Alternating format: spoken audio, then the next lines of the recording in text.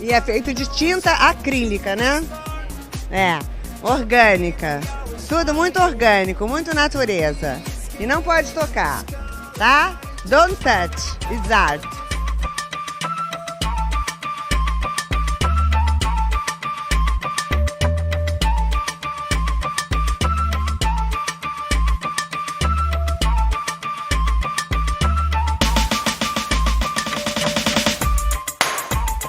E aí, gente perdida? Tá começando mais um Não Pode Tocar. Eu sou o Rodrigo Hipólito e este é o 14º episódio da nossa 4ª temporada. Se você tá chegando aqui agora, o Não Pode Tocar é um podcast sobre história, teoria, crítica, prática de arte e temas afins. No nosso feed, você encontra, além dos programas de temporada, o Pataquadas, no qual a Alana de Oliveira repercute as principais notícias do mundinho da arte, e o Não Pode Chorar, no qual nós contamos algumas desventuras da vida e pensamos em modos criativos de lidar com elas. Nós publicamos episódios todo domingo e você pode ouvi-los em quaisquer tocadores de podcast, nas plataformas comumente usadas para ouvir música, como o Spotify e o Deezer, no YouTube ou diretamente no site notamanuscrita.com. Em notamanuscrita.com você encontra, além dos podcasts, resenhas, textos de processo, crônicas, contos e outros dos nossos trabalhos. Se você ficar com preguiça de digitar notamanuscrita.com no seu navegador, basta clicar na imagem de capa deste episódio, que na maioria dos tocadores de podcast você será direcionado para a postagem original. Lá você encontra a descrição completa deste episódio, com todos os links do que nós comentamos e os nossos perfis pessoais e oficiais no Twitter e no Instagram. Por falar em perfis de redes sociais, quem comanda os nossos perfis oficiais é o Tiwi, o primeiro e único cão podcaster.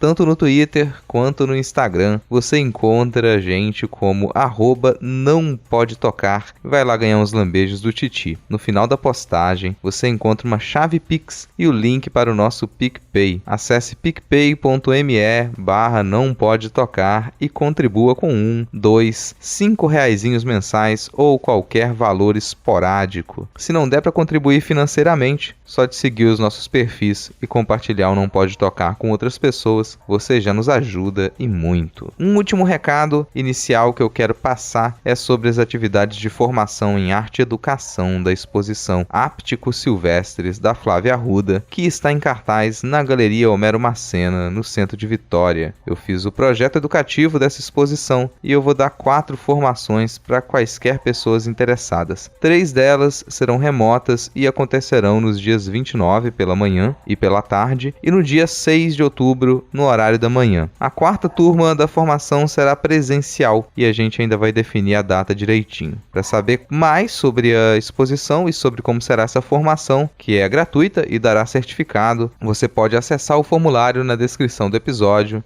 em notamanuscrita.com. As inscrições vão até o dia 27 de setembro. Chega de recados iniciais, bora lá para o episódio no qual eu conversei com Vitor Caparica e Ariel Machado sobre descrição de obras de arte.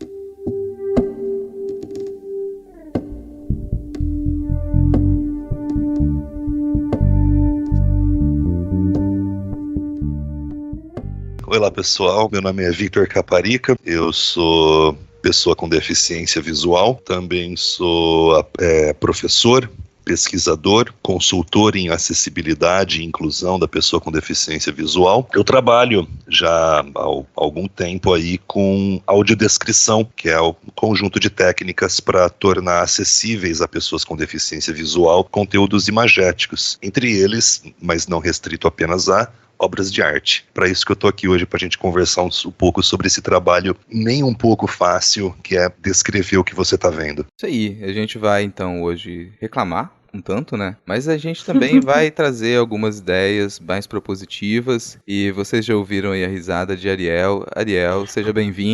Pode se apresentar pra gente. Quem é você? O que você tá fazendo aqui? O que eu tô fazendo aqui, eu não sei, eu tenho só 6 anos. Bom, olá, amante da arte que é ouvinte do Não Pode Tocar. Eu sou Ariel Machado, eu sou designer e licenciante em artes visuais, porque eu realmente não gosto de ganhar dinheiro. E eu apresento o Descriarte Podcast, que ele tem essa proposta de trazer as artes visuais de uma forma não visual, com audiodescrição, com sonorização, e tentando esse esforço homérico que é fazer uma boa audiodescrição, né? Que nem sempre eu sei se eu consigo, surto. E aí o Vitor fala muito bem da importância, né, do consultor validador, para justamente a gente que tá fazendo a audiodescrição não ficar perdido. E a gente vai comentar bastante sobre tudo isso, todos esses desafios dessa modalidade de tradução, né? Tô até um pouco tímida, assim, fiquei super ansiosa de estar dividindo o microfone com gente que eu admiro tanto, que eu acompanho, o pessoal do Não Pode Tocar, e o Vitor é tipo meu professor, então eu fiquei, meu Deus do céu, socorro, não posso falar besteira. Me senti um pouco na minha banca de TCC de novo, né? Mas tá tudo bem.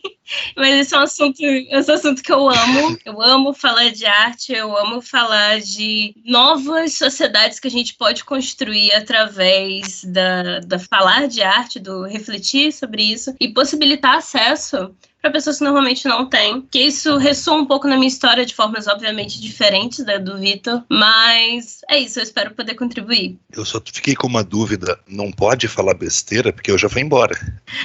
Cara, assim, a gente Só vai não pode sempre tocar na besteira. a gente vai sempre falar um pouco de besteira, porque sem besteira a vida não tem graça. Ah, bom. Eu espero que a banca de TCC de Ariel tenha sido positiva e que Eu tirei 10. Então, olha só, tá uma maravilha. A gente vai comentar muito então sobre o que o ouvinte já sabe, porque tá no título do episódio, e eu quero puxar alguns fios para essa conversa, partindo da minha experiência como professor de História da Arte. Um dos primeiros alertas que eu faço para as minhas turmas de História da Arte é a respeito dos domínios da visualidade. A gente até tem um episódio aqui do Não Pode Tocar sobre isso, a gente conversou bastante sobre como a hegemonia da visualidade no mundo da arte não diz respeito só ao fato de artistas, majoritária e historicamente, terem produzido imagens. Eu vou deixar o link na postagem deste episódio e eu recomendo que você que nos escuta também escute essa discussão. Hoje eu gostaria de ir em outra direção, mas ainda dentro desse debate. Em uma das revistas acadêmicas que eu edito, a gente, enfim, conseguiu colocar a descrição das imagens como uma exigência para a submissão de trabalhos. Ai, que demais, cara. Isso era algo que devia estar lá desde o começo.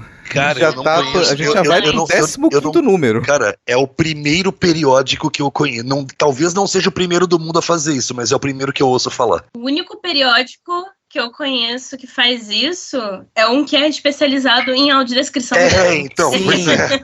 Que é a revista de audiodescrição brasileira. Sim, a RBTV. Era pra ser uma coisa simples, era pra ser uma coisa até óbvia, principalmente em periódicos que trabalham com arte, mas não foi simples, demorou bastante pra gente conseguir. A gente vai pro 15º número agora, e só agora que isso vai entrar como exigência. E, como vocês falaram, a grande maioria das revistas acadêmicas de arte continua a não fazer essa exigência, embora algumas até apresentem descrição. Em alguns casos isso é possível porque você pode pagar uma pessoa para realizar as descrições durante o processo editorial. Não é o nosso caso, e na maioria das vezes não há pessoal e não há investimento para isso. Daí ficava uma pergunta pra gente. Por que não exigir isso das próprias pessoas que escrevem os artigos? Afinal, são pessoas que pesquisam arte. Essas pessoas, elas deveriam saber como descrever obras de arte, certo? E mais do que isso, elas deveriam saber dizer o que há de importante na imagem que elas resolveram colocar no meio de um artigo. Do contrário, por que pôs? Vitor, as minhas últimas experiências indicam que eu tô errado. Você tá errado. E assim, eu já tinha notado isso nas minhas turmas de graduação. A maioria dos artigos que a gente recebe nessa revista, que é a revista do Colóquio, são de mestrandos, doutorandos e pesquisadores livres, assim. artistas. Só que o que eu reparava nas turmas de graduação e que se repete é que não era apenas uma falta de vocabulário e dificuldade que diziam respeito à descrição de obras de outros períodos mais antigos, com elementos de conhecimento especializado. Com muito esforço, eu conseguia que algumas descrições mais sintéticas fossem mais funcionais nos trabalhos do pessoal. Só que isso não era o suficiente, ainda mais quando as obras a serem descritas iam muito além de pinturas e esculturas. E é aí que a gente chega à primeira pergunta que eu quero fazer para vocês, que é: uma descrição técnica de obras de arte, ela é suficiente? Ou as descrições sensíveis são mais próximas de traduções? Elas deveriam passar a ser compreendidas como fundamentais? Questão complexa. Eu falo bastante disso.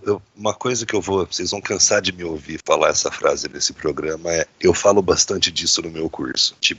No meu curso de formação de profissionais da audiodescrição, eu comento bastante sobre uma coisa chamada contexto de uso. A gente, ao trabalhar com qualquer obra, não só com acessibilidade, com qualquer coisa, qualquer produto, a gente tem que ter em mente, tem que manter e não perder de mente em nenhum momento, o contexto em que aquilo vai ser consumido. Que aquela obra não existe no vácuo e o público dela também não existe no vácuo. Tem um contexto, ele vai ser consumido em uma situação. E nesse contexto, ela terá demandas, ela terá necessidades, ela terá posições daquele contexto sobre si. Então, você perguntar, mas uma descrição mais técnica ou uma descrição mais subjetiva? E aí eu te pergunto, você vai usar essa descrição onde? Pra quê? Porque se você tá numa rede social e você tá usando um quadro como meme, por exemplo, dos memes mais comuns, né? O eu quando. Eu quando qualquer coisa aleatória, insira coisa aleatória desagradável aqui, acontece e aí a pessoa coloca um quadro do grito. Legal, isso é um contexto. Você aí, o que importa do quadro nesse momento?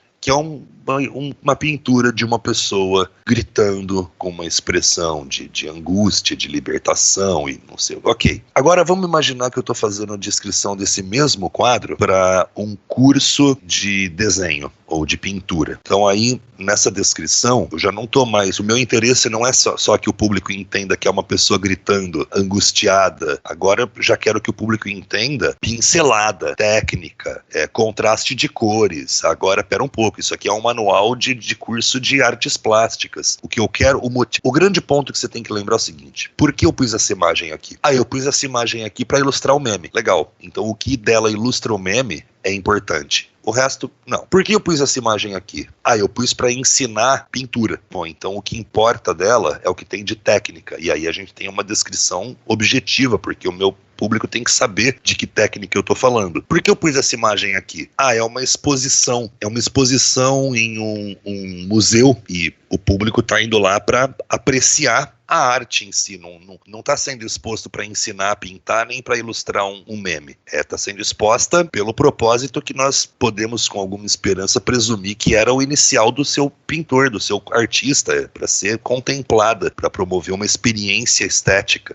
Legal. Então aí já não me interessa mais tanto explicar o nome técnico das pinceladas. Já não me interessa mais tanto explicar o nome exato daquela tinta que está sendo usada ali, que qualquer pintor reconhece. Já não me interessa só dizer que no quadro é uma pessoa gritando. Agora me interessa a experiência estética. E a experiência estética, então, vai ter que entrar na minha tradução, vai ter que entrar na minha descrição. No curso, quando eu dou para eles o exercício para eles, meus alunos, entre os quais Ariel incluído, quando eu dou para eles o exercício de descrição de pinturas artísticas, eu falo, eu sei que é difícil, mas eu quero saber as impressões subjetivas de vocês. Quero saber o que o quadro te transmite. E aí você me diz, mas Vitor, isso não tem objetividade. Se você pedir para 10 descritores fazerem isso, você provavelmente vai ter 10 impressões subjetivas diferentes. E aí, com qual o seu público fica? Qual é a certa? Eu já sou obrigado a dizer que a própria ideia de uma impressão estética subjetiva certa já é ridícula. O seu público, com sorte, se tudo der certo, ele vai poder ter mais de uma leitura, mais de uma descrição de uma obra. Agora, o mais importante para mim, quando a gente fala em descrição, é que nem toda descrição é para público cego, nem toda descrição é para quem não enxerga. Há um interesse que eu fui descobrir só quando eu comecei a trabalhar e veicular audiodescrição para o público. Há um interesse muito grande das pessoas que enxergam em ler a descrição das imagens que tem descrição e de conhecer conhecer a imagem também pela perspectiva de outra pessoa. Então, nesse sentido, dizer que, não, mas a perspectiva do tradutor, do audiodescritor, ela é subjetiva. Primeiro, nenhum olhar humano é objetivo. Todo olhar humano é humano. Portanto, ele é daquele humano, ele tem a subjetividade daquela pessoa, ele enxerga as coisas que aquela pessoa está propensa a enxergar. E segundo e mais importante, é que o fato de não ser objetivo não é em si o maior problema. Eu sempre digo isso. O propósito de uma audiodescrição, quando a gente está falando em acessibilidade, é incluir no meio cultural. E incluir no meio cultural não é só você permitir que eu saiba como é o quadro, por exemplo, O Grito. É você permitir que eu saiba o suficiente sobre a experiência estética desse quadro para conversar com outras pessoas sobre ele, porque no fim das contas, é só para isso que a gente consome cultura. E eu não tô falando de pintura, eu não tô falando de uma coisa ou outra, eu tô falando de cultura como um todo. A gente só consome cultura para dividir a experiência com outras pessoas, para conversar sobre ela. Tanto que quando você acaba de assistir um filme muito bom, a primeira coisa que você faz é abrir o celular e contar pra sua timeline inteira o que você achou. Então eu acho que é meio por aí essa questão de, pra gente começar essa conversa de tem que ser subjetivo, tem que ser descritivo, dependendo do propósito, dependendo de qual é o uso dessa tradução, de por que você traduziu em palavras essa imagem, tem sim. Da mesma forma que quando você odeia também uma coisa, você quer ser verbal sobre isso, né? Isso, exato. Não, sobre as coisas que a gente odeia, a gente quer ser 10 vezes verbal. Mais verbal. Uhum. Bom, você tem diversas etapas ligadas à descrição no Descriarte. Sim. Então você passa por muito dessa discussão, dessa pergunta inicial aqui agora. A partir do que o Vitor falou também, mas também da experiência que você tem desenvolvido lá, né? Como é que você encara esse aspecto fundamental da gente considerar o sensível na descrição para obras de arte? Então, Rodrigo, o que acontece? Assim como uma tradução de um livro, por exemplo, vamos supor que você está traduzindo Shakespeare. Shakespeare, ele tem trocadilhos específicos em inglês e a forma da métrica que só funciona na língua inglesa. Então, quando você vai traduzir, você tem que fazer algum tipo de adaptação e quebrar a cabeça naquele processo para tu conseguir passar o que exatamente aquele poema, aquele texto, aquele soneto está querendo dizer. Então, assim como, né, a gente falou, acho que mais ou menos na introdução, assim, solto, a audiodescrição, como o Vitor muito bem ensina no curso dele, faça no curso dele, é uma tradução intersemiótica, ou seja, eu estou traduzindo de uma linguagem para outra, estou traduzindo de um processo para outro. E nesse processo, tem aquela frase que muita gente que trabalha com tradução conhece, às vezes não gosta ou desgosta, né, tradutor traidor, que é esse processo, às vezes, de você não ter como explicar determinadas coisas de uma forma dentro da linguagem que aquela pessoa poderia entender melhor. Mas, de forma geral, eu acredito muito que a subjetividade, ela não é excludente, sabe? Quando eu falo a minha percepção sobre algum tipo de obra, se eu já dei uma descrição anterior, se eu já falei o contexto histórico daquilo ali, se eu ofereci diversas outras ferramentas para a pessoa pensar dela, eu não vou estar impondo a minha subjetividade, a minha impressão sobre aquela obra para aquela pessoa. Isso talvez parta, algumas pessoas já me perguntaram sobre isso, mas por que você está dando a sua opinião sobre as obras ou contextualizando ela em coisas que não é exatamente o que o autor estava querendo dizer? Porque eu estou fazendo uma discussão cultural, eu estou aplicando aquilo ali na contemporaneidade para a gente poder aplicar a arte e discutir as coisas e pensar coletivamente. E muita gente, às vezes, parte do princípio de que eu estou impondo uma visão, olha a piada, para uma pessoa cega, sendo que, assim, isso é meio que supor que a pessoa ela não tem a própria intelectualidade, o próprio raciocínio de também discordar de mim no processo, de falar, não, sou anarquista, filha da puta, não sei o que, para de... Nem pergunta se podia xingar, desculpa. E se você tá aqui querendo impor essa visão, por que você tá falando de operários e querendo chamar a gente pra revolução? Porque é a minha visão de ser daí, que bom que você possa ter outra, e a gente cria essa discussão no meio do caminho. Tem essa coisa, né, o Vitor falou da audiodescrição também para pessoas que enxergam e têm essa experiência, né, diferenciada, e isso expande muito também para uma coisa, a população está aumentando a faixa etária, né, a gente está vivendo mais, não sei por quanto tempo, afinal, né, todas as coisas estão complicadas, o aquecimento global está chegando para todos, mas, desculpa, sou pessimista, mas considerando essas coisas, né, a gente está tendo uma população que está ficando mais velha. E a visão vai sendo, né, debilitada com o passar do tempo, às vezes a parte cognitiva vai sendo defasada com o passar do tempo. Tem pessoas com quesitos de dificuldade de aprendizagem e todas essas pessoas vão se beneficiar de uma audiodescrição, sabe? E o que o Vitor também falou sobre o contexto real de uso faz totalmente sentido, especialmente acho que todo mundo aqui ou tá, né, no meu caso, estudando para ser ou é professor de fato. Então todo mundo sabe que numa sala de aula você tem que dar o mesmo tempo às vezes para todo mundo, especialmente a gente que, né, tá estudando arte e trabalhando com arte, né, Rodrigo? A gente tem às vezes só 50 minutos de uma aula para caber um monte de coisa. Então eu não posso fazer uma AD que vai ser muito longa a ponto de prejudicar a criança cega, o adolescente ou adulto, que vai estar tendo acesso àquele conteúdo. Isso foi, inclusive, uma questão muito central no trabalho do meu doutorado. Só situando rapidamente para o nosso público, existem parâmetros para você fazer audiodescrição para o público cego. Não é de qualquer jeito. Para você descrever uma imagem para outra pessoa, é de qualquer jeito. É na sua subjetividade, é como você fez a sua vida inteira. Descrever é descrever. Agora, descrever para promover a inclusão de pessoas que não enxergam, que dependem só da sua descrição para vivenciar esse produto cultural e a experiência cultural dele, aí é diferente. Aí você tem regras, e essas regras não estão ali porque você vai ser preso se você não cumprir elas.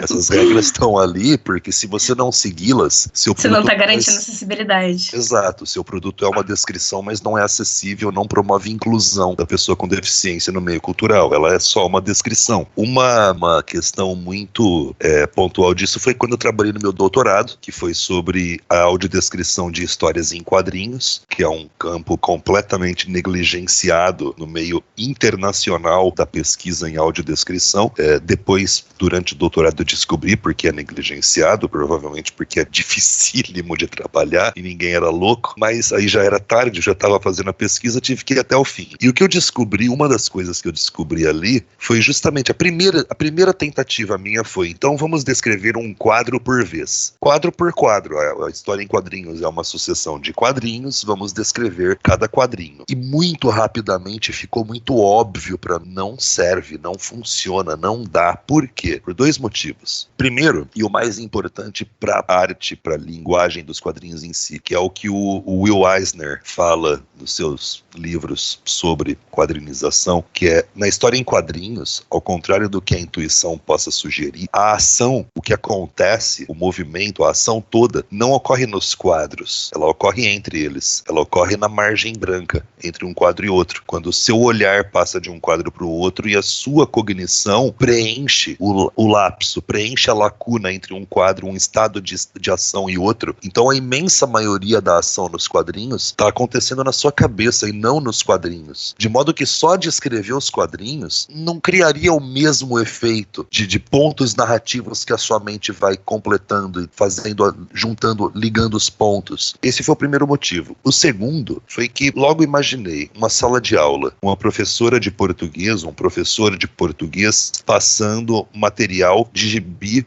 para a turma estudar, fazer um exercício. Tirinha do Chico Bento. Pois é, ainda quando é uma tirinha do Chico Bento, vamos lá. Agora vamos tirinha supor é uma particularidade. Vamos supor que é um gibi inteiro do Chico Bento. Vocês vão ler ele e vão procurar nele, para mim, construções que sejam sujeito, objeto e verbo, que é o incomum da língua portuguesa. Esse é o exercício. Vocês têm uma aula para fazer isso. Vocês têm 50 minutos por exercício. Porque a professora já leu o gibi, ela sabe que em 10, 15 minutos você lê aquela história. Então, só que se em 10, 15 minutos você lê a história e a professora passou para o aluno com deficiência visual, para os alunos com deficiência visual da sala, a versão audiodescrita, a versão acessível, então essa versão audiodescrita também deveria demorar 10, 15, 20 minutos no máximo para ser consumida, porque senão ela não promove a inclusão. Esse é o ponto para mim mais central, que eu mais reitero ao criar material acessível. Sua audiodescrição, ela não tem apenas que traduzir a obra, ela não tem só que recriar criar a obra em palavras. E eu digo esse só entre 1000 aspas, porque já é um trabalho diabólico de difícil transformar em palavras uma imagem. Mas ainda assim, não é só esse o trabalho. É também fazer isso de modo que o produto final seja viável para consumo. E aí já é uma preocupação a mais. Então eu não só tenho que fazer esse gibi virar palavras, eu tenho que me preocupar no tempo que elas vão demorar para ser lidas. Porque isso tudo implica na experiência cultural que aquele produto vai ter. Então, veja, Rodrigo, você vai montar uma exposição de Van Gogh. Tem muitos quadros, aí um colecionador mandou uma série de quadros para um museu, eles vão fazer uma exposição, as pessoas vão ter oportunidade de ver ao vivo quadros únicos da história da pintura. Maravilha. Aí você, o primeiro quadro, você chega na descrição dele, eu chego lá, ai, que felicidade, vai ter audiodescrição, vou poder ir com meus amigos, inclusive, vou com a minha esposa, vou com o pessoal,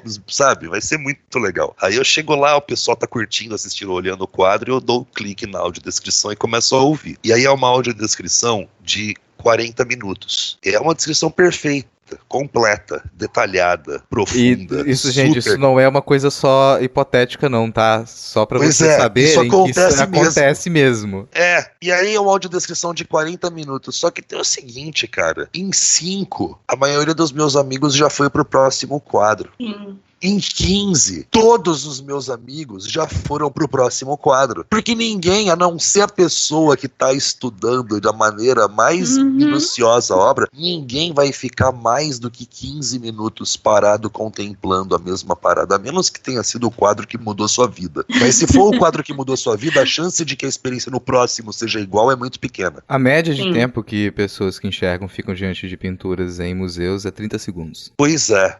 Elas só param em frente àquela que realmente mexe. Ou exato, coisa do tipo. Aquela que toca. Ou, por exemplo, você tá vendo um quadro do Bosch, né? E ele tem vários aqueles detalhes, né? Que é um quadro que já me desafiaram a descrever, que é aquele tríptico.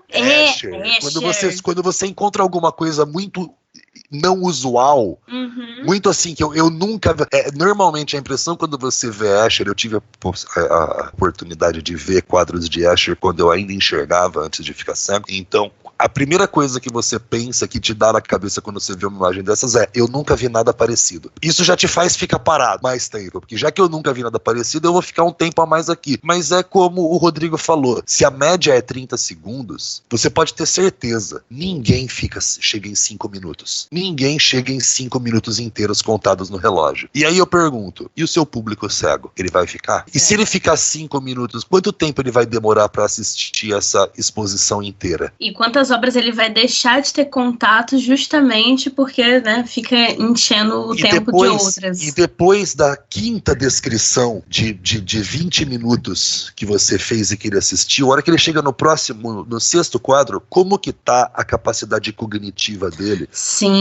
Para conhecer mais um quadro do zero agora. Não é porque, por exemplo, acho que você até falou sobre isso, né? Porque é diferente a pessoa entrar lá no Descriarte, né? Fala assim, não, vou descobrir a história desse quadro e eu paro 5 minutos, menos de 5 minutos e tal, e eu quero visualizar isso aqui, eu quero imaginar como é que é. Tô sentada ouvindo, ou eu tô até no trânsito e eu vou viajando aqui no ônibus desse quadro. É uma experiência. É uma experiência totalmente diferente de quando você tá pensando, podcast não é um negócio que a gente costuma ouvir coletivamente, né? Não mesmo. Podcast é uma experiência individual, apesar de existir aquela coisa de a gente às vezes bota, né, com uma pessoa, no máximo 2, mas é uma coisa individual. Então é diferente, existem propostas diferentes para cada coisa. E é basicamente isso, sabe? De, tipo, às vezes a gente que é vidente tem a impressão de que se não vai detalhar muito a coisa, não vai ser fiel, não vai passar tudo, não vai funcionar, né? E é por isso que existem os parâmetros justamente da audiodescrição.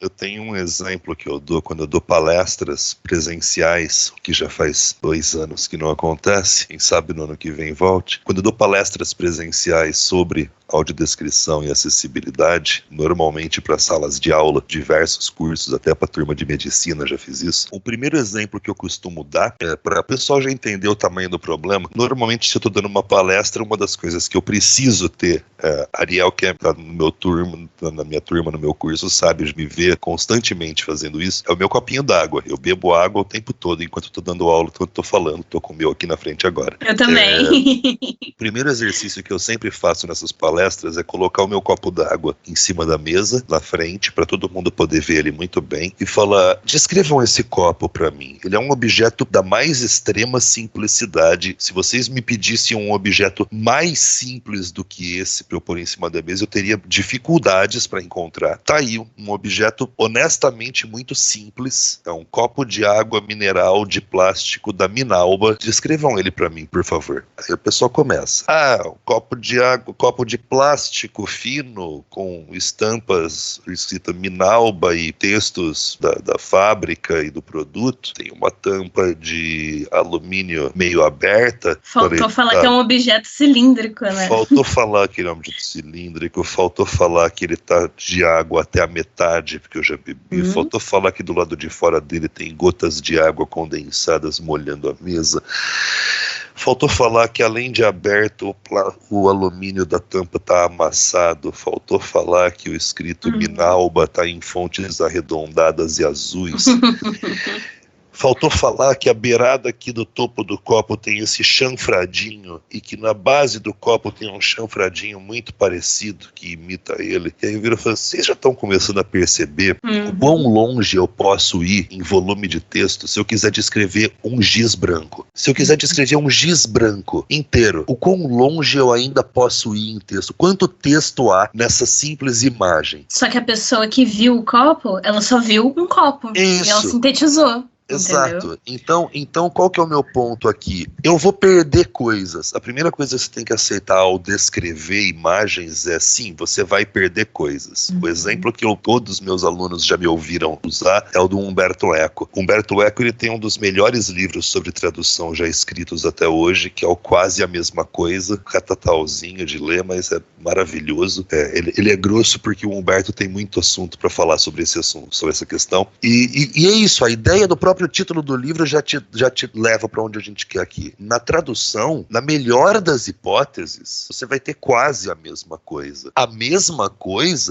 coisa é só o original. Nada além do original vai ser a mesma coisa. Um xerox do original já não é exatamente a mesma coisa. Imagine uma tradução. Quando a gente fala: eu vou perder, eu quero descrever tudo, eu não posso fazer em só 100 palavras porque eu não quero perder nada. Cara, se eu te der 10.000 palavras, você ainda vai perder coisas. Então esse Não, é que a audiodescrição é o que o René Magritte falou, a traição das imagens, sabe? Você tá sendo traído o tempo todo porque você não consegue explicar e sintetizar tudo que precisa, e às vezes você precisa ver de acordo com o contexto, né? A gente lembra, Vitor, que a gente tava falando sobre minha experiência enquanto designer e tal, e como às vezes a gente pensa que uma coisa vai super funcionar, né? Por exemplo, as hashtags, né? De repente o Vitor pode falar mais sobre isso depois, e você super acha que vai funcionar, mas na verdade atrapalha o usuário final, porque você não teve aquele processo de saber como realmente vai ser usado aquele produto, e você não tem como pegar uma audiodescrição feita num contexto e jogar para outro que tá totalmente diferente. Um exemplo disso é quando eu vou fazer a descrição das imagens dos posts das obras de Lovecraft, eu só falo: obra tal contendo personagem X, Y, Z em tal posição. É a mais breve possível, e aí eu falo: no episódio será descrito, né, mais detalhadamente. Quer dizer, eu não falo exatamente isso, mas é esse processo, né, de você... Tem momento, na rede social o cara vai estar descendo ali no meio da timeline, com um monte de posts muito mais interessantes talvez que o seu, e você precisa, né, explicar brevemente pra pessoa ter uma noção do que é aquilo ali. E é isso, às vezes vai trair, às vezes você não vai conseguir explicar tudo que precisa explicar. Acho que a coisa mais difícil, assim, de sintetizar também é a própria autodescrição, né? Tem até um negócio, né, Vitor, que se a gente realmente precisa se autodescrever o tempo todo, o pessoal tem muito isso, né? Tipo, tem um rapaz que falou: eu não quero saber como vocês se parecem. O Lucas Radaelli, amigo meu. Ele falou assim: eu não quero necessariamente saber como vocês se parecem, não. Então, assim... às vezes a gente fica tão, né, empolgado e fala assim, não, porque, né, no meu caso, sou pessoa de pele bege, clara, cabelo cacheado. Aí é interessante isso, porque quando o Lucas fala eu não quero saber como vocês se parecem, eu vou me dar a liberdade de falar pelo Lucas, porque é um grande amigo meu de longa data. Se estiver ouvindo a gente, um abraço, vai me perdoar sim. Eu acho que eu posso falar um pouquinho só por ele aqui. Quando ele diz, não quero saber como vocês se parecem, não é que ele não quer saber. Não é no sentido violento da coisa. Essa não é a prioridade dele quando ele abriu a descrição. Então, veja, tem uma foto que você postou, sei lá, domingo à tarde. Você só escreveu isso no tweet. Domingo à tarde. E aí uma foto. E aí a foto em si era uma foto, sei lá, de você deitada na rede, tomando uma cerveja ou um suquinho, com os pés pra cima de chinelo, curtindo a vida. Uma caixinha de som do lado. Você percebe que nessa foto, quando eu abro a descrição dessa foto, o que eu quero? Eu quero entender o seu tweet. É isso que eu quero da sua descrição. Que o seu tweet com a foto faça sentido pra mim, de modo que eu até possa interagir, dizer, vida boa, hein? Legal. Então, o que eu quero saber dessa foto é o que nela tem a ver com o domingo à tarde, então você começa a foto, um parágrafo inteiro descrevendo o seu rosto. Cara, eu não quero saber como você é. Exato, só explica o que faz o domingo à tarde ser o domingo à tarde. E é isso que eu acho que o Lucas quer dizer quando ele diz, eu não quero saber como vocês são. Ok, eu até tenho curiosidade de saber como vocês são, mas nessa imagem, essa informação tá atrasando a chegada da informação que eu realmente quero. É nesse contexto, eu falei solto, né? Desculpa, Lucas, você está ouvindo. Tem um negócio, Rodrigo, que a gente discute a essência bastante, da imagem, né?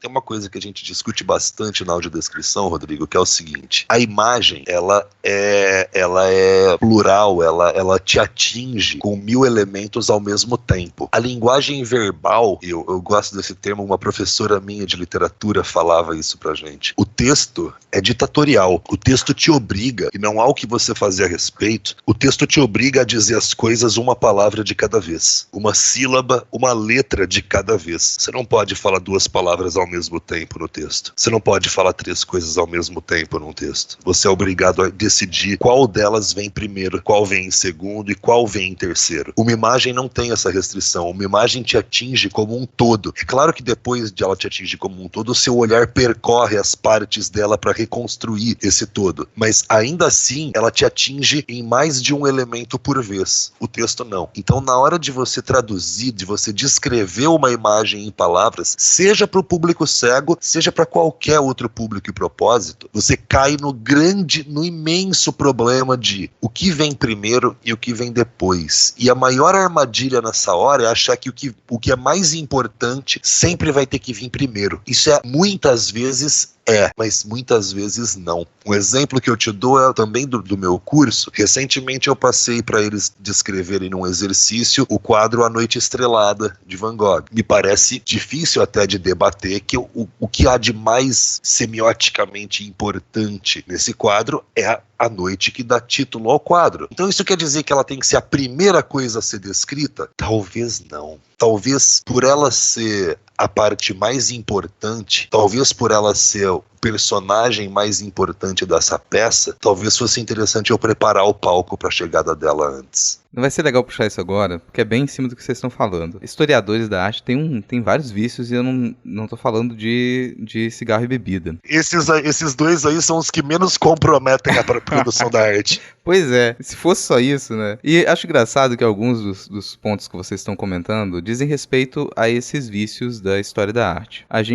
Quando a gente começa a estudar a necessidade de descrever tecnicamente obras de arte para fazer o estudo historiográfico, uma das primeiras coisas que a gente aprende é a sequência construída pelo Erwin Panofsky, lá no início do século XX. O Panofsky, ele estabelece pra gente alguns princípios para poder estudar as imagens. Ele nos diz, no começo dos seus estudos, que você tem, primeiro, um conteúdo pré-iconográfico, que são as formas. Ponto, linha, cor, plano. Você vai descrever a forma e ela é pré-iconográfica. Depois da forma, você descreve descreve os elementos iconográficos. Então você tem a descrição iconográfica. E ela já te traz algumas informações que contêm significado. Mas isso não é o suficiente. E ele traz a camada do iconológico. Ele te diz que para que aquela imagem ela faça sentido, ela primeiro tem que estar em um ecossistema discursivo que faça com que ela exista, que ela seja viva. Então você precisa da iconologia, você precisa desse ecossistema que permite que a imagem seja viva. Normalmente o estudo de descrição técnica em história da arte para aí. E isso é um problema, porque isso foi construído pelo Panofsky até a década de 20 do século 20. De lá para cá... O arte depois disso continua obedecendo essa mesma regra? Pois é, e mesmo o próprio Panofsky, ele desfez isso. É como quando as pessoas me falam de alguma regra, assim, porque o cara estabeleceu isso, e eu falo, certo, mas ele informou todos os pintores do mundo disso? E os anos se passam, e assim, mesmo depois que o Panofsky ele estruturou essa lógica que ele usava para poder estudar imagens renascentistas e barrocas, ele foi um pouco além, e ele considerou que era necessário uma inversão, que não faria muito sentido partir da descrição pré-iconográfica, porque isso causaria algumas confusões, isso faria com que o olhar se viciasse, e a análise também assumiria esses vícios, e que talvez se deveria partir do que permite que aquela imagem seja viva, que é esse ecossistema discursivo, e que depois você chegasse ao que importa, porque nem tudo na imagem vai ser relevante para aquilo que você quer transmitir, que é um pouco do que vocês estão comentando. Só que depois disso, a gente tem diversas transformações, e algumas delas nos levam a compreender que por trás da linguagem textual vai sempre existir uma pessoa. Por trás de cada descrição tem uma pessoa, e a pessoa que enxerga, ela tem uma impressão. Quando ela tenta negar que ela tem uma impressão e que o que ela vai apresentar como descrição não é um fato colocado em pedra, não é algo definitivo, não é neutro, em outras palavras, isso pode enganar. Se ela se engana nesse sentido, ela engana quem recebe essa descrição. Então você tem uma impressão da imagem que você viu. Pois é, você tem uma impressão da imagem que você viu. E quando a gente fala de descrição sensível, é não desconsiderar isso. Quem enxerga tem uma impressão. Considere primeiro a impressão que você tem dessa imagem, e é a partir dela que você vai realizar qualquer descrição. Você não tem como fugir disso. Nesse exemplo da Noite Estrelada do Van Gogh, por exemplo, quem enxerga tem uma impressão imediata daquela pintura. E as impressões, elas vão ser as mais diversas. Qualquer descrição que você tentar fazer dessa imagem, ela vai partir da sua impressão. Se você tentar se refugiar no que é técnico, no que é exato, no que é frio, para tentar passar alguma ideia dessa imagem que ela seja neutra, que ela seja exata, você vai demorar dias para conseguir descrever cada pincelada. Isso não vai acontecer. E essa é a beleza das ciências humanas. Justamente, sabe? De você ter essa subjetividade e ter várias formas de você abordar um mesmo tema, mas aí, dentro da audiodescrição, você precisa pensar, né, no parâmetro, né, específico, e a partir daquele parâmetro para o caso específico que você está estudando e descrevendo, né? Eu acho que a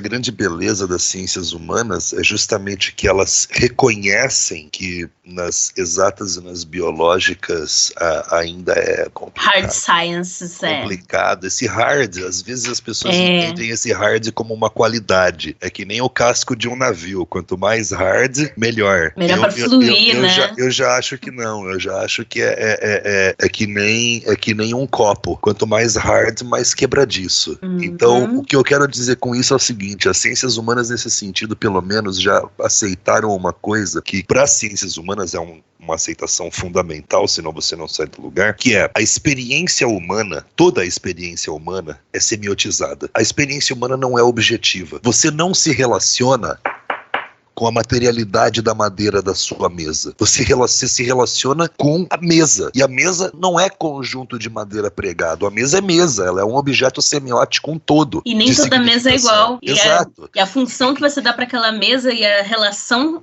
simbólica e emocional que você teve em várias mesas possíveis na sua vida vão gerar outros significados. Perfeito. Então o ponto todo para mim é o seguinte: se a experiência humana com o mundo é significada, é semiotizada, é mediada pela semiótica, você não tem acesso aos dados e fatos naturais e reais, objetivos da realidade. Você só tem acesso a discurso. Tudo com o que você se interrelaciona na vida são discursos. Só existem relações interdiscursivas na experiência humana. Isso dito, isso aceito, você consegue abrir o seu pensamento para uma série de outras conclusões muito interessantes. Entre as quais que, primeiro, será que eu devo fazer uma análise objetiva ou subjetiva dessa imagem? Bom, primeiro você já começa a aceitar que a análise objetiva sequer é uma possibilidade. O que você pode fazer é escolher subjetividades mais individuais, mais suas, como, por exemplo, dizer o que aquele quadro fez você sentir, ou você pode ir para o outro lado da corda, para subjetividades socialmente compartilhadas, como é o caso de um manual técnico de como analisar pinturas artísticas. Aquilo é um conjunto de parâmetros objetivos? Não, nem tem a possibilidade de ser. Do contrário, eu precisaria estudar a mente de quem escreveu esse método para entender de que maneira ele se relaciona com o mundo pulando a camada semiótica, que todos nós estamos obrigados a interagir só com ela. Não acho que seja o caso. Então o que me parece é que o que é um manual acadêmico, científico, todo criterioso, um manual técnico, essa palavra é muito usada para dar um aspecto de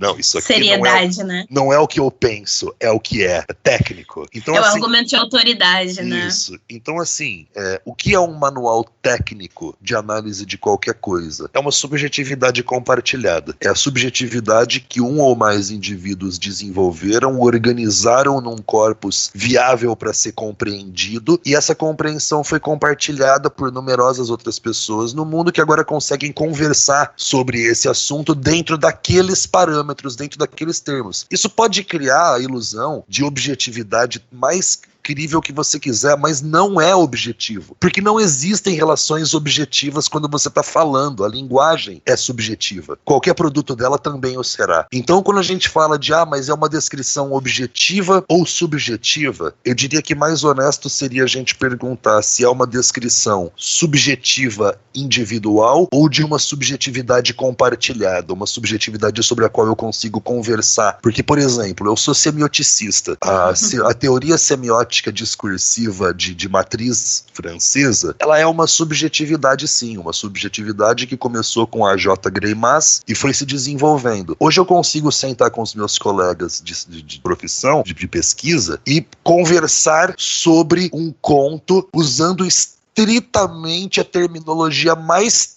técnica que quem não é da área não vai fazer a menor ideia do que a gente está falando, e a gente vai concordar sobre tudo. Isso é uma bela ilusão de objetividade, mas não é mais do que uma subjetividade compartilhada. E esses termos são interessantes também de serem oferecidos justamente pelo aquele quesito social, né? Se você quer fazer inclusão na hora de você fazer sua AD, você tem que pensar nesses parâmetros sociais, no que é importante socialmente também naquela obra, naquela figura que você está descrevendo, para que haja uma inclusão daquela pessoa que vai estar ouvindo sua AD, vai estar tendo contato, para ela também poder passar isso para outras pessoas e ser inserido. Muita gente fala, por exemplo, mas por que descrever cor, né? Por que descrever cor? O Vitor, inclusive, fala um pouco sobre isso, que, tipo, beleza, as pessoas não sempre nasceram cegas. E mesmo as que nasceram cegas, elas precisam dessa formulação para poder conversar, para poder estar inseridos na sociedade. Para você saber que o logo do Skype é azul, e aí se alguém, sei lá, fizer alguma postagem ou uma campanha publicitária do Skype, associando ele ao céu, e olha só como ele quebra os horizontes, como o céu e tudo mais, a pessoa vai conseguir fazer essa relação semiótica entre essas duas coisas. Então, é meio que isso, sabe? Exatamente.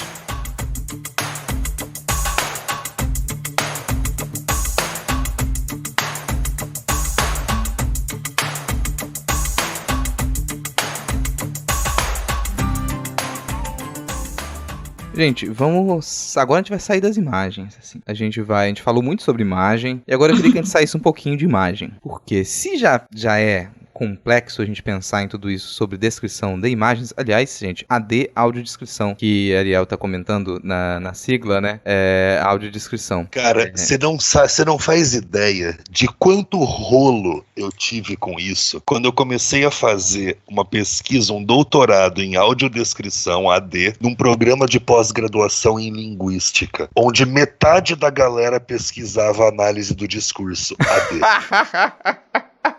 Então, cara, né? você não calcula quanto que Procó teve. De um falando de uma coisa e o outro com cara de interrogação, pensando, não, mas não tem nada a ver isso que ele tá falando. Ai, que demais, cara. O exemplo perfeito de como as ciências humanas é engraçada é o termo pós-modernidade, que pra história, pra filosofia e pra arte vai ser coisas totalmente diferentes. Completamente diferentes. E pra psicologia uma quarta coisa. Sim, então, sim. assim... Não, era bem moderno, nesse já aspecto. cria uma confusão danada. Só de Nossa, falar em era contemporaneidade. moderno. Mas falando em contemporaneidade, assim, a gente fala de arte contemporânea já faz aí meio século. E a arte contemporânea é um paradigma que continua a desafiar a gente bastante. A gente tem trabalhos de arte contemporânea que possuem as formas mais variadas. E você tá falando arte contemporânea dos anos 60 até mais ou menos os 80? Ou é outra arte contemporânea? Tô falando de lá pra cá, do final dos anos 50 pra cá. A gente tem trabalho de arte contemporânea que excede qualquer tipo de categorização. Isso não é algo que assusta as teorias da arte mais um tempo, não assusta. Você tem propostas efêmeras, propostas que são sem registro audiovisual ou fotográfico, que elas acontecem, não tem registro nenhum de imagem, não tem registro nenhum de áudio. Você vai acessar historicamente aqueles trabalhos pelos relatos, pelas descrições, e isso se tornou um problema para quem estuda história da arte contemporânea, porque essas propostas efêmeras, por exemplo, happenings e intervenções que elas, dentro da proposta, incluía não ter nenhum tipo de registro audiovisual ou fotográfico e dependiam desses relatos, dessas descrições, isso evidenciou a falta de competência de historiadores e críticos da arte para poder fazer descrição. Assim, tanto que a gente encontra muitos livros de história da arte que trabalham com pinturas e esculturas que às vezes é praticamente só imagem. Nossa, e pouquíssimo sim. texto. Por outro lado, você vai encontrar livros sobre teoria da arte, sobre arte contemporânea, dos anos 70 para cá principalmente, que eles vão se colocar como sociologia da arte, como filosofia da arte, como antropologia da arte, e às vezes nem tem imagem, vai ser só texto. Para mim, as duas coisas elas são um problema. Isso demonstra uma dificuldade de lidar com a questão, de tentar encontrar recursos, tentar encontrar soluções para que tudo isso que vocês comentaram agora, que é necessário que se pense ao se fazer uma descrição de qualquer imagem, mais de obra de arte aqui no nosso caso, ela seja eficiente, seja sintética, seja eficiente, você não passe um livro inteiro descrevendo um copo, e você consiga chegar ao que realmente você quer discutir, sem que você perca essa capacidade de deixar na linguagem textual a entender do que se trata aquela situação, do que se trata aquele evento, aquela proposta de arte, que não é uma imagem, que é uma situação, que é um acontecimento, que é uma proposta efêmera, que é uma proposta absolutamente conceitual. A gente encara esse e muitos outros problemas hoje quando a gente lida com arte contemporânea. Não tem mais a imagem, não tem mais o objeto às vezes, você tem as ideias, mas existe a necessidade de uma descrição porque continuam a acontecer coisas, aquilo acontece num mundo material, aquilo acontece com pessoas, e isso a gente ainda não sabe muito bem como lidar. Dentro desse que eu comentei mais cedo com vocês, a gente tem revistas especializadas em arte e muitas vezes dentro do próprio artigo, quando trata de imagens, de esculturas, você já tem alguma espécie de descrição, principalmente a iconologia. Ao dar o contexto para interpretar aquelas imagens, as pessoas que escrevem o artigo já fazem alguma espécie de descrição. Então, às vezes, já soluciona parte do problema. Agora, quando a gente está lidando com análise de performance, quando a gente está lidando com análise de obras conceituais, quando a gente está lidando com intervenção, isso fica totalmente ausente. A pessoa não se presta em nenhum momento, simplesmente enfia uma imagem, uma fotografia da performance, um link para um vídeo da performance e parece que já é o suficiente. Para mim a gente não tem tanto parâmetro para isso hoje e a gente precisaria beber onde? Para mim, ao tentar descrever esses tipos de trabalho de arte, a gente poderia beber em experiências de audiodescrição para o audiovisual, que você tem experiências muito eficientes, para o teatro também, mas a gente ainda não faz isso. É uma das soluções soluções que eu consigo perceber. E não sei se vocês já pensaram sobre isso, o que vem na cabeça quando pensa nesse tipo de desafio. Eu só ia comentar sobre como o mundo da arte, no geral, ele costuma ser inacessível até numa questão que vai além da questão das pessoas com deficiência, mas inacessível até pra gente que é pessoa pobre, que ama a arte, mas vai ter contato com a arte por conta de projeto social, se por acaso você tiver um governo que tiver afim de fazer isso. Então, esse processo de não descreverem as performances, às vezes você só tem um relato muito vago do que aconteceu, pra mim, toca muito, às vezes, no como os artistas precisam pensar as suas obras de modo a eles chegarem para além. Beleza, eu entendo a questão da efemeridade, eu entendo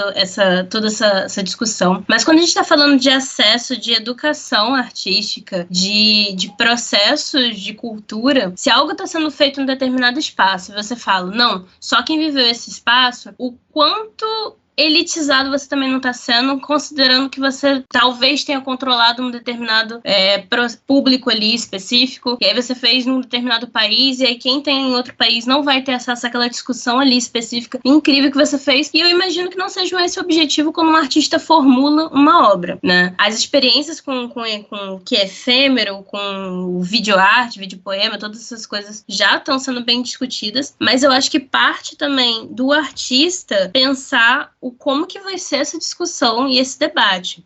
Eu já vi algumas descrições de teatro, assim, hoje eu até vi uma apresentação de dança, que eu fiquei, cara, como a gente pode descrever esse movimento no tempo que está sendo executado para passar exatamente a experiência daquela obra. Eu fiquei com isso na cabeça, dessas experiências ao vivo, da descrição ao vivo e todo esse processo. Mas eu acho que tá na hora de nós, artistas e tal, começarmos a pensar em que as obras, elas precisam chegar para outras pessoas, nem sempre aquela que vai estar ali naquele presente momento, naquele espaço. A gente já tá com discussões na modernidade, a gente tem acesso à internet, a maioria das pessoas, nem todo mundo, a inclusão digital não chegou para todo mundo ainda, mas a gente a gente está num momento em que a gente tem coisas como síndrome de FOMO, né? Que é Fear of Missing Out, medo de estar perdendo alguma coisa. A gente já está em tempos em que o tempo todo tá a timeline com coisa nova e 3 discussões ao mesmo tempo. Então não cabe mais esse negócio da efemeridade entrar numa lógica de só aconteceu aqui, nunca mais vai acontecer, se repetir, e isso não pode ser discutido. Eu acho que a efemeridade ela tem que extrapolar na arte para o sentido de foi efêmero, foi bom enquanto durou, e agora a gente vai lidar com as consequências disso, porque a internet nunca esquece nada. Ela pode dar essa impressão, mas ela não esquece nada. Então a nova formulação em volta da arte tem que partir um pouco disso. Agora eu acho que o Vitor vai falar um pouco melhor sobre como pode ser feito esse processo, né? Na audiodescrição, a gente tem uma série de desafios que são muito específicos de cada mídia, de cada objeto que a gente vai abordar, da natureza daquela linguagem. Então, por exemplo,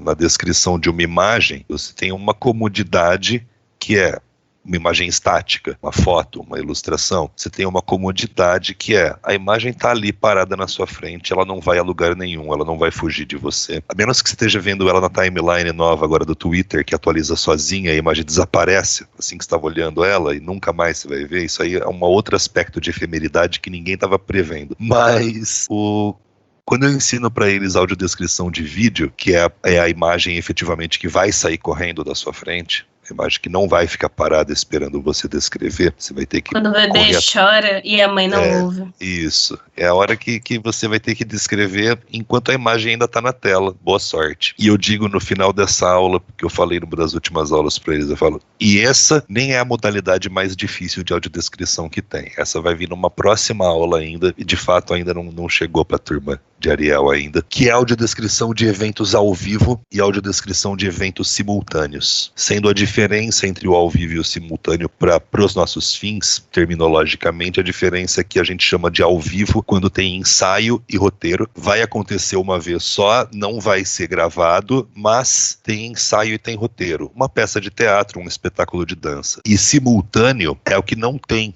nem ensaio, nem roteiro. O exemplo acho que mais evidente, mais óbvio que tem é uma partida esportiva qualquer. Uma partida esportiva é um evento simultâneo que não tem ensaio, não tem roteiro, ela pode ser gravada, mas via de regra ninguém tem muito interesse em assistir um jogo de futebol de ontem gravado, já sabendo como terminou. A experiência, a qualidade de experiência do produto prevê a simultaneidade. Então você tem que lidar com isso. E nesses casos a audiodescrição lida com isso sim, a gente faz o que dá para fazer. Coloca uma cabine acústica no evento, coloca microfones, transmissorzinho de rádio, o público com deficiência vai receber um rádiozinho, um micro rádiozinho FM com foninho de ouvido na entrada e vai receber audiodescrição simultânea do evento. Você fala, Vitor, mas como é que se audiodescreve uma coisa que você mesmo não sabe bem como vai ser? Se audiodescreve do jeito que dá. Você usa os parâmetros e as técnicas que te foram ensinadas no curso, na formação em audiodescrição que você teve, e você faz o que puder, mas já tendo em mente que é muito difícil você traduzir, você descrever em tempo real. Para eu te dar uma metáfora, imagine-se traduzindo um poema, agora do inglês para o português. Agora imagine-se traduzindo um poema como intérprete, enquanto o poeta recita ele no palco, e você pode ver ele ensaiar algumas vezes antes. Agora imagine-se traduzindo para o público um poema que está sendo recitado agora pela primeira vez e você mesmo nunca tinha ouvido. Você percebe que a qualidade do que você é capaz de fazer em cada situação é muito diferente, é muito diversa. Um exemplo que eu gosto de dar, falando sobre audiodescrição de esportes, é que se a gente considera a audiodescrição, como eu considero, a descrição voltada para promover a acessibilidade e inclusão das pessoas com deficiência visual, aí ela começou lá nos anos 80, um pouco mais para cá até. Mas se você entender a audiodescrição num sentido mais amplo, como qualquer forma de descrever em palavras um evento, alguma coisa para pessoas que não podem ver aquela coisa na hora, aí eu vou ter que ir para os radialistas de futebol, para os locutores que transmitiam jogos transmitem há décadas e décadas, desde que existe futebol e rádio, transmitem jogos de futebol pelo rádio, porque é exatamente o que eles estão fazendo. Eles estão descrevendo uma performance que não é de natureza necessariamente efêmera, mas cujo consumo é efêmero, porque assim como o jornal, a quantidade de interesse sobre o produto cai drasticamente no dia seguinte, e é um trabalho ali em cima, de improviso. Um exemplo até disso, eu não sou fã de futebol, tá, gente? Sempre dito isso, eu não gosto de futebol, mas tem uma coisa curiosa com relação aos radialistas antigos, e rádio antiga mesmo. Volta, tenta procurar no YouTube, vão achar transmissões antigas de rádio. Primeiro que era muito mais acelerado, a narração era muito acelerada porque era necessário passar uma série de informações. E tinha algumas diferenças de narrador para narrador. Você tinha narrador que se focava em quem estava com a bola e você acompanhava o movimento da bola. Mas você tinha narradores que antecipavam a jogada, porque ele está acompanhando o campo inteiro. Então ele consegue perceber que ele entende tanto do jogo, e é necessário quem vá descrever nesse caso que entenda bastante o que está acontecendo para conseguir fazer essa tradução. Perfeito. Ele consegue antecipar a jogada e para quem está ouvindo, a pessoa já sabe que tem tais e tais jogadores se movimentando em outras partes do campo e que assim, no momento em que ele narrar o chute, o passe de um jogador que está lá no outro canto, você consegue entender que já havia uma movimentação de jogadores marcados ou desmarcados nesse canto de cá para receber a bola. Isso faz uma diferença gigantesca. Agora, comparem isso com as narrações de televisão de hoje. Quanto mais jovens são os narradores, mais isso se perde. E ao invés de descrever as movimentações que estão acontecendo no campo, o posicionamento dos jogadores, os narradores, eles se perdem em comentários externos, esquecem de narrar e começam a fazer comentários engraçadinhos entre si, e você simplesmente espera que aconteça uma jogada que nitidamente vai ser um perigo de gol, ou alguma coisa que pode ser interessante, para aí você voltar à narração. Isso foi se perdendo com o distanciamento do rádio, mas eu acho muito interessante a gente voltar, escutar aqueles narradores e notar a diferença de um narrador pro outro, porque isso vai fazer com que a gente também aceite que vai existir muita diferença entre uma audiodescrição e outra.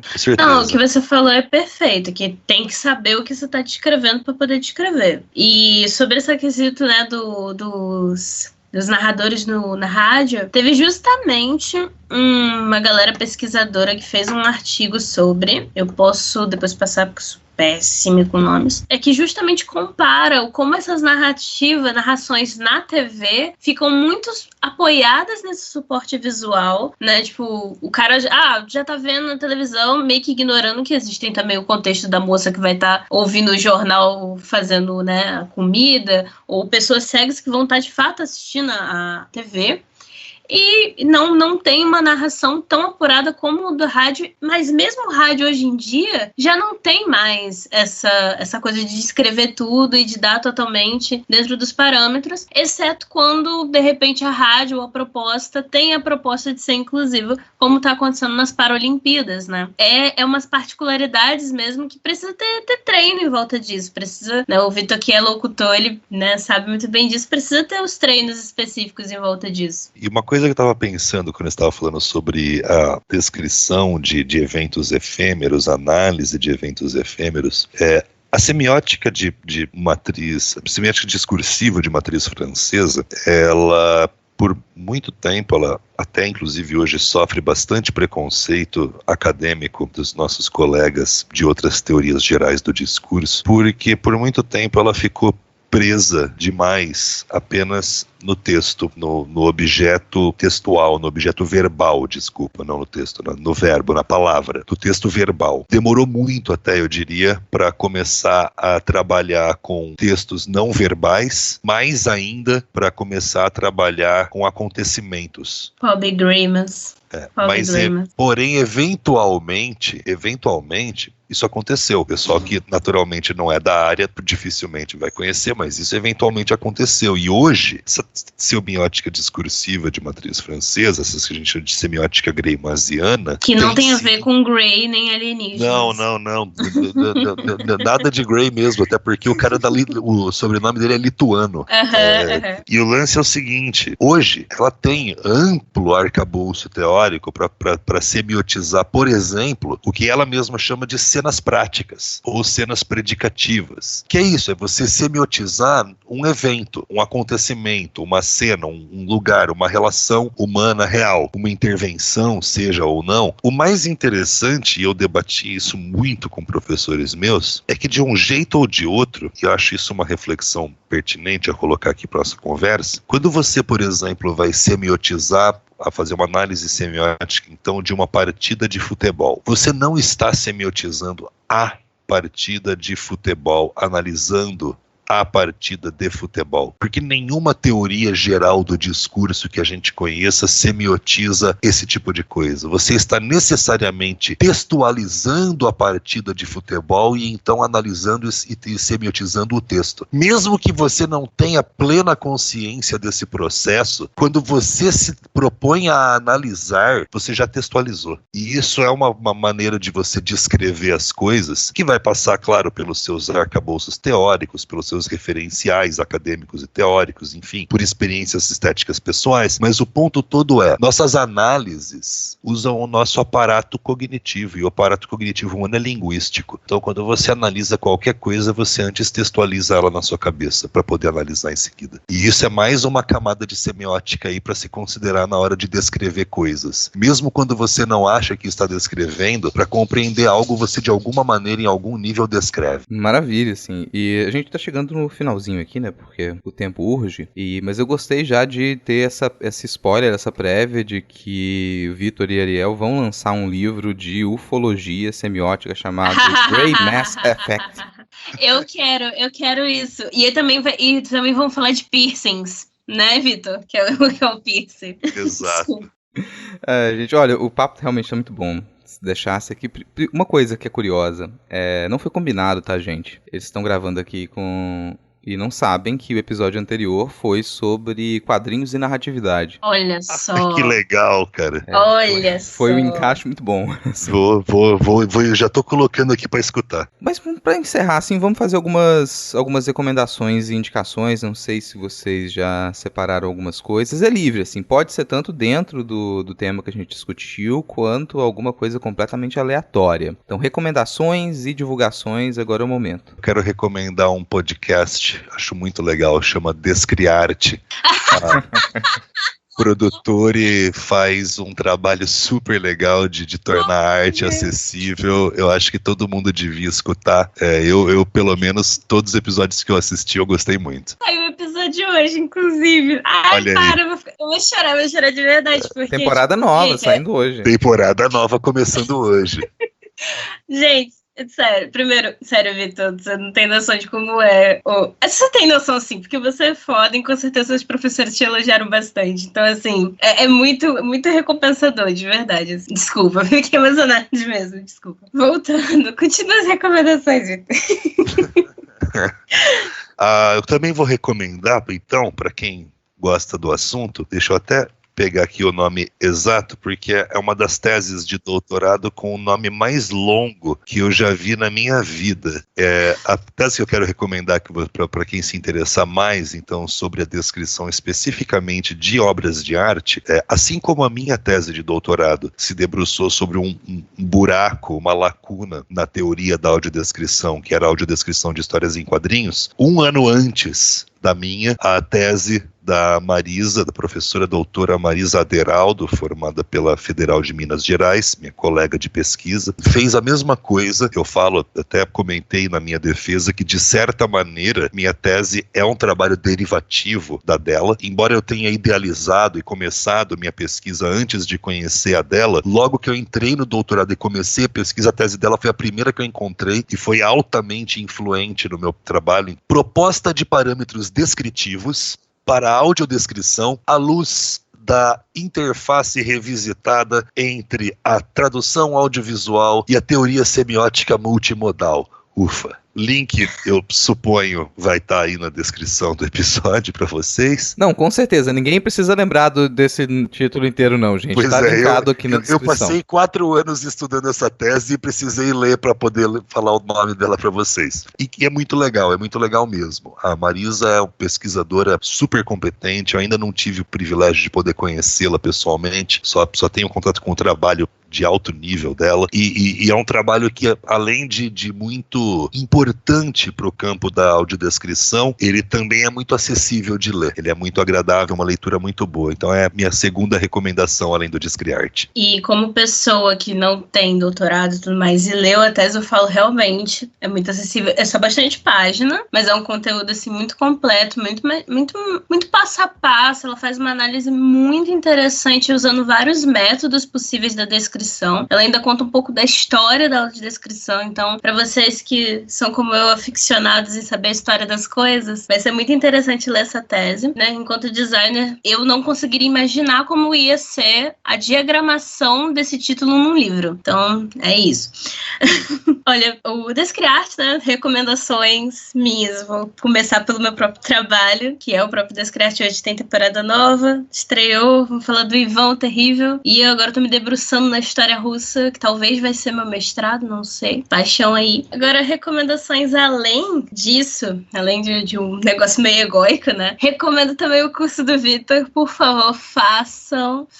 Ele oferece bolsa para pessoas PCDs e pessoas trans e não binárias, e é justamente por isso que eu tô tendo essa oportunidade de estudar essa modalidade incrível da tradução e essa coisa que me faz emocionar, assim, pelo propósito que é você trazer a arte para todas as pessoas. E essa é justamente a coisa, sabe? A arte por muito tempo ficou dentro de museus, dentro de galerias, dentro de discussões muito específicas de uma elite branca e rica e dominada por homens. Então, assim, esses processos de você ter acessibilidade, seja na audiodescrição, seja você trazer um debate para a sua comunidade, para você falar sobre arte para as pessoas e trazer isso para a vida das pessoas, porque todo o ser humano, o que torna a gente homo sapiens, foi a revolução abstrata, foi a capacidade da gente sentir, elaborar significados em volta disso e justamente conseguir pensar sobre isso e discutir sobre isso. Então todas as pessoas podem ter contato com a arte e essa coisa linda, então por favor, façam um curso dele. Para quem se interessar,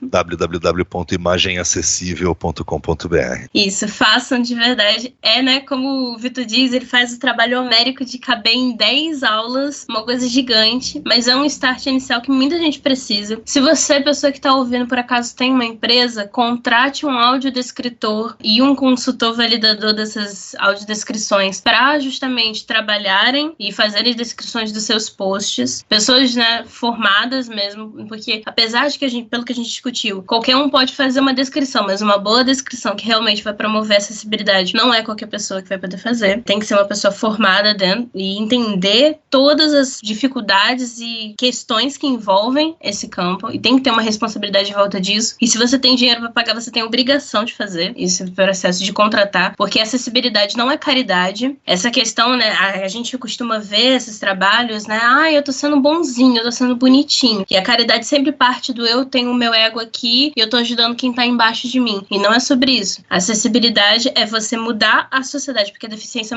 é um quesito social, e você precisa que mudar essa estrutura capitalista de merda. Mas enfim, você que tem empresa aí vai saber disso também, pra gente conseguir fazer uma mudança de fato nas coisas. Não é caridade, então se você tem dinheiro pra pagar, pague um audiodescritor e um consultor, validador cego pra poder promover isso. Pessoas estão estudando muito tempo pra isso, então pague elas. Também quero recomendar um outro podcast que tem audiodescrição, que é o da Pinacoteca. O nome aqui fugiu na cabeça, eu anotei, mas eu não tô achando as anotações, porque TDAH é isso, você anota todas as coisas e você acaba esquecendo onde você anotou. Tem esse podcast, eu vou passar depois o link pro Rodrigo, então obviamente vai estar na descrição também. E eles falam algumas das descrições de algumas obras que tem no próprio acervo. Então é muito interessante, caso você não teve a oportunidade de ir na Pinacoteca, seja porque você não mora em São Paulo, ou coisas do tipo, vai ter acesso a isso também.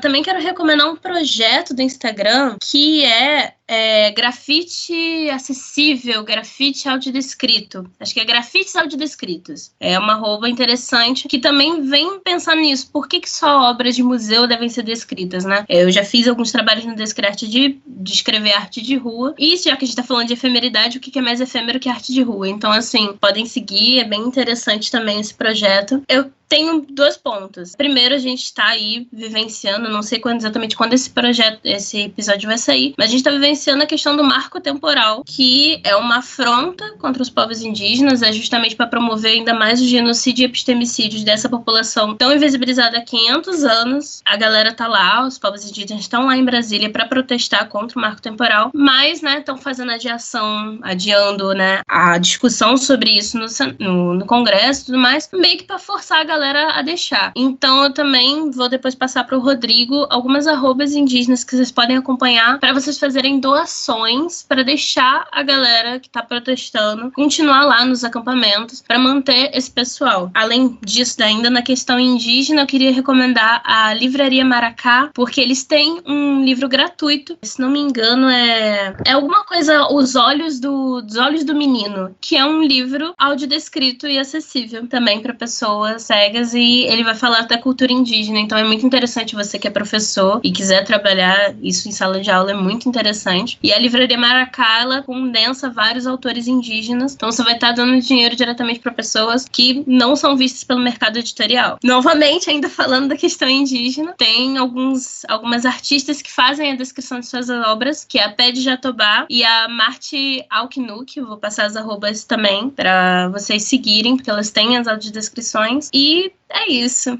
Essas são as recomendações. Maravilha, maravilha. Assim, tá tudo linkado aqui. Vou recomendar uma tese também, que é uma tese chamada Audiodescrição de Histórias em Quadrinhos. Mas essa tese é maravilhosa. Altamente duvidosa.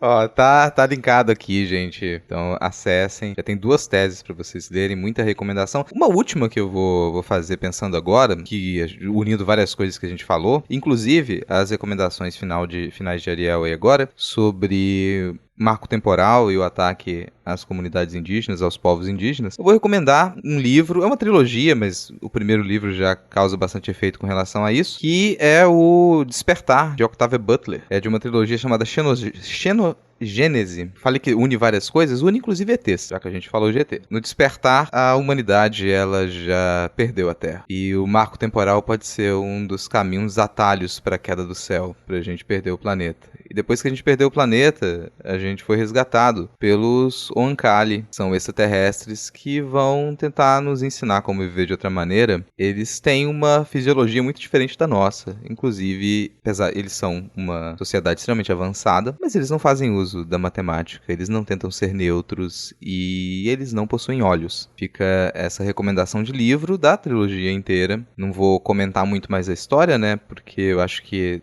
na hora que se pega essa leitura, tem muita surpresa ali dentro. A gente tá com um grupo de leitura, aliás, de Octavia Butler no Telegram. Acho que eu vou linkar também esse grupo do Telegram pra quem quiser. Apesar do Telegram não ser lá um dos aplicativos mais acessíveis do mundo, quem quiser. Agora ele tá bom. Melhorou? Deu uma melhoradinha? Agora melhorou. Ah, então tá bom. Já até consertaram então alguns problemas. Vamos lá, vai estar linkado aqui quem quiser participar dessas discussões.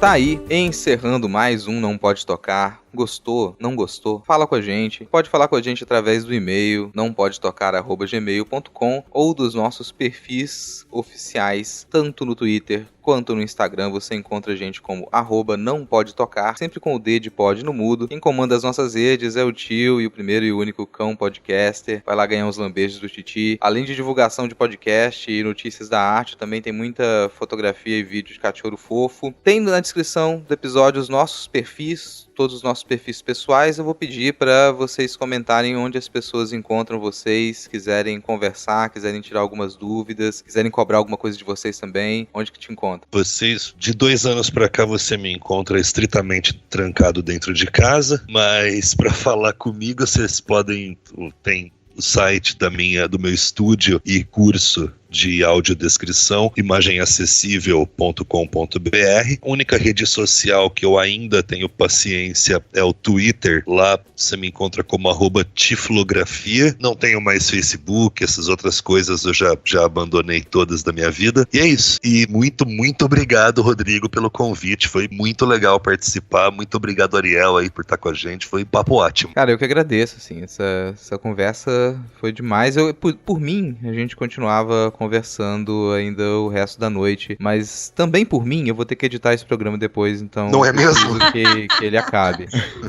Ariel, onde é que as pessoas fazem contato com você? Primeiramente, eu queria dizer que o Chewie sempre me dá susto na edição, porque às vezes eu tô aqui com penetragem, assim, fazendo alguma coisa, de repente tem um latido de um cachorro quase no cinema 4D, sabe? Em volta, assim, de me dar um susto. Mas eu adoro o Chewie.